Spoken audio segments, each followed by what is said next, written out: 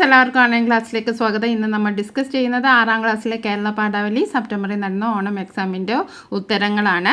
അപ്പോൾ നമ്മുടെ എല്ലാ സബ്ജക്റ്റിൻ്റെയും ആൻസർക്ക് ഉൾപ്പെടുത്തിയിട്ടുണ്ട്. അത് നിങ്ങൾ പ്ലേലിസ്റ്റ് ചെക്ക് ചെയ്താൽ നിങ്ങൾക്ക് കാണാം. പ്ലേലിസ്റ്റിൻ്റെ ലിങ്ക് താഴെ ഡിസ്ക്രിപ്ഷൻ ബോക്സിൽ കൊടുക്കാം. അതല്ലെങ്കിൽ ഓൺലൈൻ ക്ലാസ് എന്ന ചാനലിൽ കയറി പ്ലേലിസ്റ്റ് ക്ലാസ് 6 ഓണം എക്സാം 2024 എന്ന പ്ലേലിസ്റ്റിൽ ഈ സെപ്റ്റംബറിൽ നടന്ന എല്ലാ എക്സാമിൻ്റെയും basic science, social science, English, Hindi തുടങ്ങിയ മാത്സ് തുടങ്ങിയ എല്ലാ സബ്ജക്റ്റിൻ്റെയും ഉത്തരസൂചിക ആൻസർക്ക് അപ്ലോഡ് ചെയ്തിട്ടുണ്ട്. അപ്പോൾ കാണാൻ മറക്കരുത്. നിങ്ങൾക്ക് വീഡിയോ ഇഷ്ടപ്പെട്ടെങ്കിൽ നിങ്ങൾ ലൈക്ക് ചെയ്യാൻ മറക്കരുത്. അതേപോലെ നിങ്ങളുടെ 6ാം ക്ലാസ്സിലെ കൂട്ടുകാർക്കൊന്ന് ഷെയർ ചെയ്ത് കൊടുക്കുകയും വേണം. ഓക്കെ, നമുക്ക് 6 പ്രവർത്തനമാണ്. ആദ്യത്തെ പ്രവർത്തനം നിങ്ങൾക്കറിയാമല്ലോ, എന്തായാലും നിർബന്ധമാണ്, ഉത്തരം എഴുതണം. ബാക്കിയുള്ള 5 പ്രവർത്തനങ്ങളിൽ 4 എണ്ണത്തിന് ഉത്തരം എഴുതിയാൽ മതി. 2 മണിക്കൂറുണ്ട്. ഓരോ പ്രവർത്തനത്തിനും 5 മാർക്ക് വീതമാണ് നമുക്കുള്ളത്. ഓക്കെ, അപ്പോൾ നമുക്ക് ചോദ്യം നോക്കാം. ആകെ സ്കോർ ഇവിടെ 25 മാർക്കാണ്. ഓരോ ആക്ടിവിറ്റിക്കും 5 മാർക്കാണ്. ആദ്യത്തെ ഒരു കവിതയാണ്. കവിത വായിക്കാം, പ്രവർത്തനം ഒന്ന് വായിക്കാം. കണ്ടെത്താം. ശ്യാമമുരളി. കുഴലൂതിടുന്നോൻ കറുമ്പൻ ഒരുവനി മലയിൽ കളിച്ചു നടന്നിരുന്നു. കുഴലിൻ്റെ 1-ാം തുള രാധ രാധ എന്നൊരു ജപം പോലെ വിളിച്ചിടുന്നു. അവളുടെ അഴകിനെ വാഴ്ത്തുമാ ഗാനമാ മലകളിൽ മാറ്റൊലി കൊണ്ടിടുന്നു. കാറ്റത് കൊണ്ടു കൊടുക്കുന്നതിലോരോ വീട്ടിലും പൈക്കൾ കാതോർത്തു നിൽപ്പു. വേണുവിൻ 2-ാം തുളയിലൂടാണവൻ. ഓക്കെ, ഭൂമിയെ നിർനിദ്രം യാക്കിയിടുന്നു. കുഴലിൻ്റെ 3-ാം തുള തൊടുമ്പോൾ കരിംകുഴലുകൾ കെട്ടഴിഞ്ഞു തൂർന്നിടുന്നു. 4-ാം തുള തൊടുന്നേരത്ത് നിശ്ചലം മേവുന്നു പായും യമുന പോലും.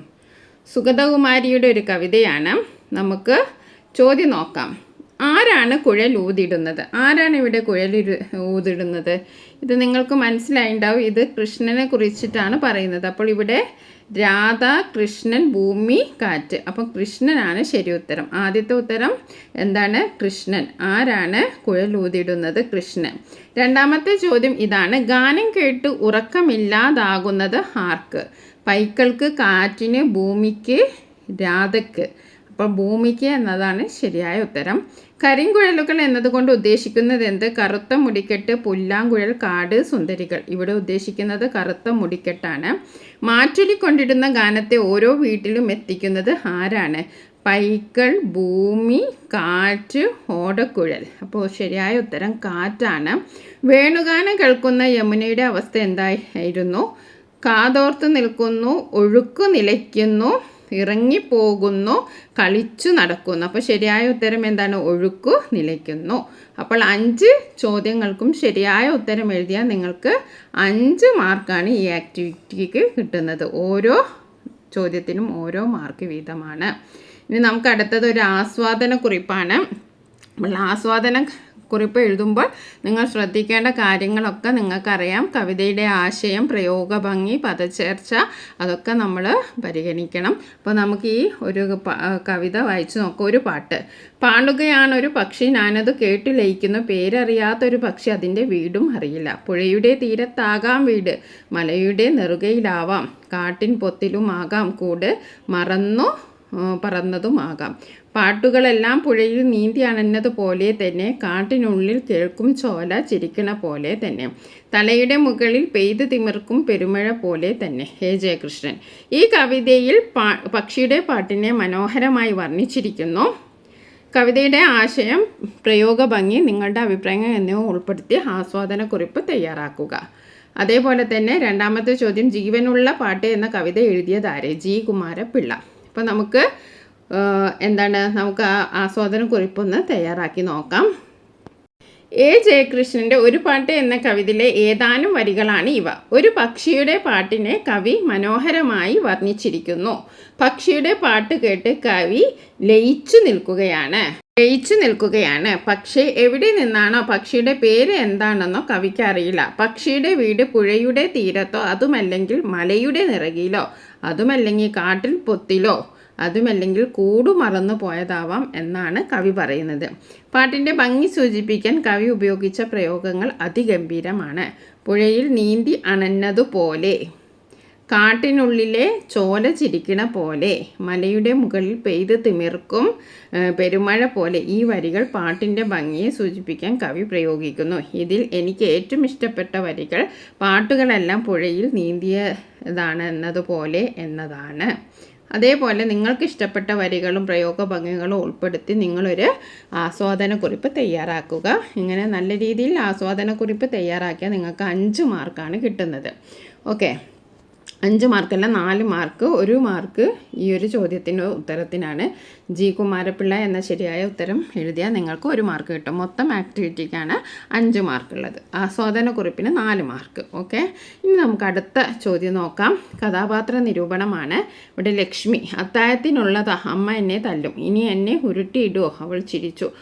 ഉച്ചയായപ്പോഴേക്ക് ഒരു ചൊട്ടി പച്ചവെള്ളവും കുടിച്ചു.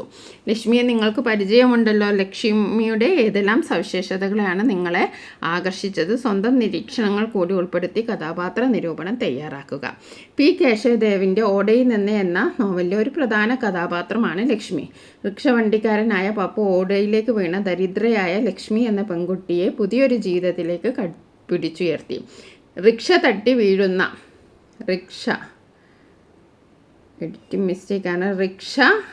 വീഴുന്ന ലക്ഷ്മിയുടെ പക്കലുണ്ടായിരുന്ന അരിയും സാധനങ്ങളും ചിതറിപ്പോയി. അത്താഴത്തിനുള്ള അരിയും സാധനങ്ങളും കളഞ്ഞു പോയതിന് അമ്മ അവളെ തല്ലും എന്നോർത്താണ് ലക്ഷ്മി നിലവിളിക്കുന്നത്. നഷ്ടപ്പെട്ടതിനേക്കാൾ കൂടുതൽ അരിയും സാധനങ്ങളും പപ്പു വാങ്ങിയപ്പോൾ അവൾക്ക് വളരെ സന്തോഷം തോന്നി.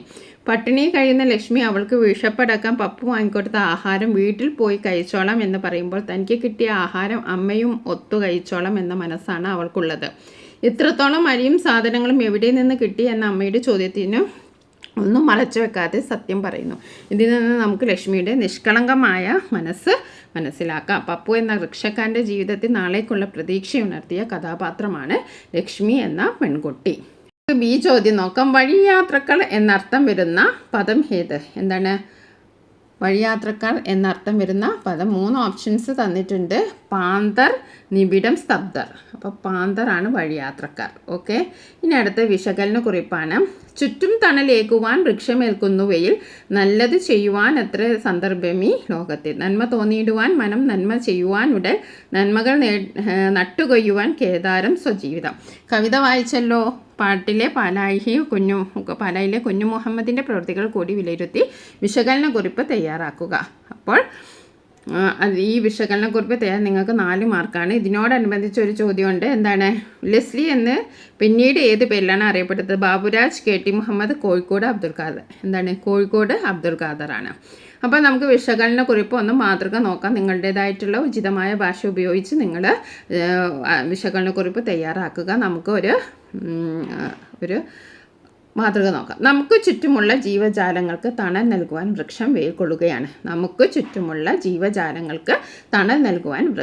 കൊള്ളുകയാണ്. നന്മ ചെയ്യുവാൻ ഒരുപാട് സാഹചര്യങ്ങൾ നമുക്ക് ചുറ്റുമുണ്ട്. പക്ഷേ നന്മ ചെയ്യാൻ നമുക്ക് മനസ്സ് വേണം, അതിന് തയ്യാറായുള്ള ശരീരം വേണം. നന്മകൾ ചെയ്ത് നമ്മുടെ ജീവിതം ഒരു വിളവ് നിറഞ്ഞ വയൽ പോലെ സമ്പുഷ്ടമാക്കണം. പാട്ടിൻ്റെ പാലായി എന്ന പാഠഭാഗത്തിൽ കുഞ്ഞു മുഹമ്മദ് ഒരുപാട് കലാകാരന്മാരുടെ വളർച്ചയിൽ പ്രധാനപ്പെട്ട സ്ഥാനം വഹിച്ചിട്ടുണ്ട്. കുഞ്ഞു മുഹമ്മദിൻ്റെ പ്രോത്സാഹനമാണ് ബാബുരാജ് എന്ന അതുല്യ ഗായകന് തുണയായത്. അദ്ദേഹത്തിൻ്റെ സഹജീവി സ്നേഹവും തികഞ്ഞ കലാസ്വാദകൻ എന്ന ഭാവവും കലാവാസനകൾ കണ്ടറിഞ്ഞ് പ്രവർത്തിപ്പിക്കാനുള്ള മനോഭാവവും ആ വ്യക്തിത്വത്തിൻ്റെ മഹത്വമായി നമുക്ക് കാണാം. ഓക്കെ, ഇനി നമുക്ക് അടുത്തൊരു പ്രവർത്തനം നോട്ടീസ് എഴുതാനാണ്. ഓക്കെ, നോട്ടീസ് എഴുതിയാൽ നമുക്ക് 5 മാർക്കാണ് നോട്ടീസിനുള്ളത്. Okay, poster തയ്യാറാക്കാനാണ്. അപ്പോൾ പോസ്റ്റർ എന്താണ്? ഓടയിൽ നിന്ന് എന്ന കൃതിയുടെ ചലച്ചിത്ര പ്രദർശനം സ്കൂളിൽ വെച്ച് നടത്തുന്നു. വിദ്യാരംഗം ക്ലബിൻ്റെ ആഭിമുഖ്യത്തിൽ നടക്കുന്ന ഈ പരിപാടിയിലേക്ക് നാട്ടുകാരെയും രക്ഷിതാക്കളെയും ക്ഷണിച്ചുകൊണ്ട് നോട്ടീസ് തയ്യാറാക്കൂ. കാര്യപരിപാടികളുടെ വിശദീകരണം ഉൾപ്പെടുത്തുമല്ലോ. അപ്പോൾ നമുക്ക് നോട്ടീസ് തയ്യാറാക്കാം. നോട്ടീസ് തയ്യാറാക്കുമ്പോൾ നിങ്ങൾക്ക് അറിയാം, നോട്ടീസിനൊരു ഘടനയുണ്ട്. നമ്മൾ ആശയം വായനക്കാരിലേക്ക് എത്തിക്കണം. ചിഹ്നങ്ങൾ അതേപോലെ അക്ഷരത്തെറ്റില്ലാതെ നിങ്ങൾ എഴുതണം. ഓക്കെ, ഇതൊക്കെ ചെയ്താൽ നിങ്ങൾക്ക് 5 മാർക്കാണ്. അപ്പോൾ സർക്കാർ UP സ്കൂൾ ഓടയിൽ നിന്ന് ചലച്ചിത്ര പ്രദർശനം.